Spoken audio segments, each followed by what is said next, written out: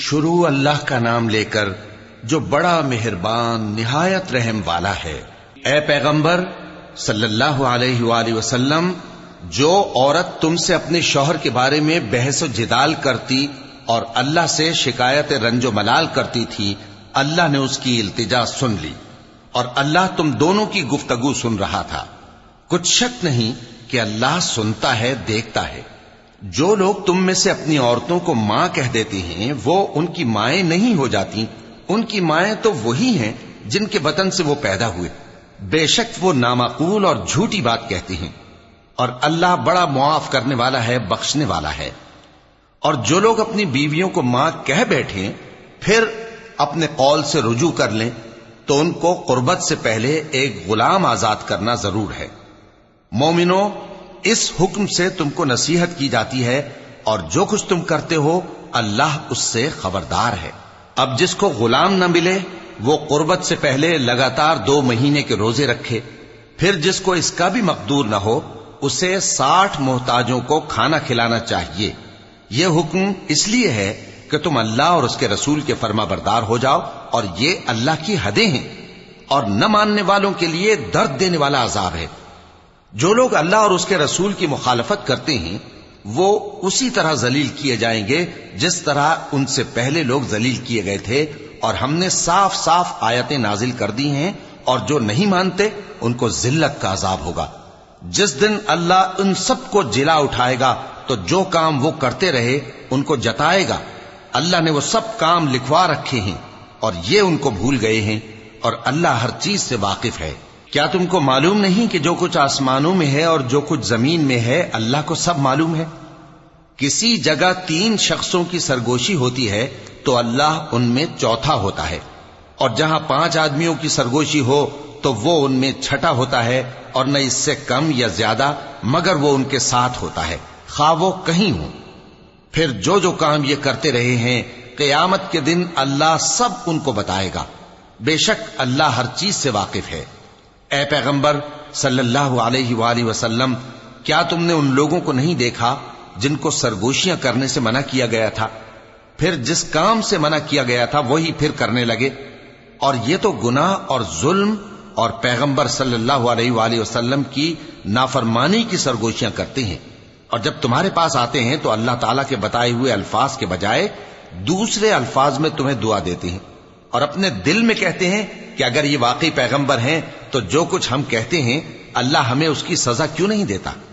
اے پیغمبر صلی اللہ علیہ وآلہ وسلم، ان کو دوزخ ہی کی سزا کافی ہے، یہ اسی میں داخل ہوں گے اور وہ بری جگہ ہے۔ مومنو، جب تم آپس میں سرگوشیاں کرنے لگو تو گناہ اور زیادتی اور پیغمبر کی نافرمانی کی باتیں نہ کرنا، بلکہ نیکوکاری اور پرہیزگاری کی باتیں کرنا، اور اللہ سے جس کے سامنے جمع کیے جاؤ گے ڈرتے رہنا۔ منافقوں کی سرگوشیاں تو شیطان کے اکسانے سے ہیں، جو اس لیے کی جاتی ہیں کہ مومن ان سے رنجیدہ ہوں، مگر اللہ کے حکم کے سوا ان سے انہیں کچھ نقصان نہیں پہنچ سکتا۔ تو مومنوں کو چاہیے کہ اللہ ہی پر بھروسہ رکھیں۔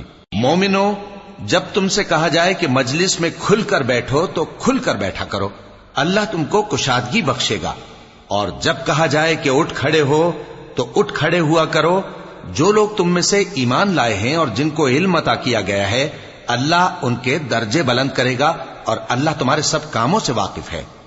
مومنو، جب تم پیغمبر کے کان میں کوئی بات کہو تو بات کہنے سے پہلے مساکین کو کچھ خیرات کر دیا کرو، یہ تمہارے لیے بہت بہتر اور پاکیزگی کی بات ہے، اور اگر خیرات تم کو میسر نہ آئے تو اللہ بخشنے والا مہربان ہے۔ کیا تم اس سے کہ پیغمبر کے کان میں کوئی بات کہنے سے پہلے خیرات کرو ڈر گئے؟ پھر جب تم نے ایسا نہ کیا اور اللہ نے تمہیں معاف کر دیا تو نماز قائم کرتے رہو اور زکوٰۃ دیتے رہو، اور اللہ اور اس کے رسول صلی اللہ علیہ وآلہ وسلم کی فرما برداری کرتے رہو، اور جو کچھ تم کرتے ہو اللہ اس سے خبردار ہے۔ بھلا تم نے ان لوگوں کو نہیں دیکھا جو ایسے لوگوں سے دوستی کرتے ہیں جن پر اللہ کا غضب ہوا؟ وہ نہ تم میں ہے نہ ان میں، اور جان بوجھ کر جھوٹی باتوں پر قسمیں کھاتے ہیں۔ اللہ نے ان کے لیے سخت عذاب تیار کر رکھا ہے۔ یہ جو کچھ کرتے ہیں یقیناً برا ہے۔ انہوں نے اپنی قسموں کو ڈھال بنا لیا ہے اور لوگوں کو اللہ کے رستے سے روک دیا ہے، سو ان کے لیے ذلت کا عذاب ہے۔ اللہ کے عذاب کے سامنے نہ تو ان کا مال ہی کچھ کام آئے گا اور نہ اولاد ہی کچھ فائدہ دے گی۔ یہ لوگ اہل دوزخ ہیں، اس میں ہمیشہ جلتے رہیں گے۔ جس دن اللہ ان سب کو جلا اٹھائے گا تو جس طرح تمہارے سامنے قسمیں کھاتے ہیں اسی طرح اس کے سامنے بھی قسمیں کھائیں گے اور خیال کریں گے کہ ایسا کرنے سے کام چل جائے گا۔ سنو، یہی تو ہیں جھوٹے۔ شیطان نے ان کو قابو میں کر لیا ہے اور اللہ کی یاد ان کو بھلا دی ہے۔ یہ لوگ شیطان کا ٹولہ ہیں، اور سن رکھو کہ شیطان کا ٹولہ ہی نقصان اٹھانے والا ہے۔ جو لوگ اللہ اور اس کے رسول صلی اللہ علیہ وآلہ وسلم کی مخالفت کرتے ہیں وہ نہایت ذلیل ہوں گے۔ اللہ نے یہ بات لکھ دی ہے کہ میں اور میرے پیغمبر ضرور غالب رہیں گے۔ بے شک اللہ زور آور ہے، صاحب اقتدار ہے۔ جو لوگ اللہ پر اور روز قیامت پر ایمان رکھتے ہیں تم ان کو اللہ اور اس کے رسول صلی اللہ علیہ وآلہ وسلم کے دشمنوں سے دوستی کرتے ہوئے نہ دیکھو گے، خواہ وہ ان کے باپ یا بیٹے یا بھائی یا خاندان ہی کے لوگ ہوں۔ یہ وہ لوگ ہیں جن کے دلوں میں اللہ نے ایمان کو نقش کر دیا ہے اور اپنے فیض سے ان کی مدد کی ہے، اور وہ ان کو بہشتوں میں جن کے نیچے نہریں بہ رہی ہیں داخل کرے گا، جن میں وہ ہمیشہ رہیں گے۔ اللہ ان سے خوش اور وہ اللہ سے خوش۔ یہی لوگ اللہ کی جماعت والے ہیں۔ سن رکھو کہ اللہ کی جماعت والے ہی کامیاب ہوں گے۔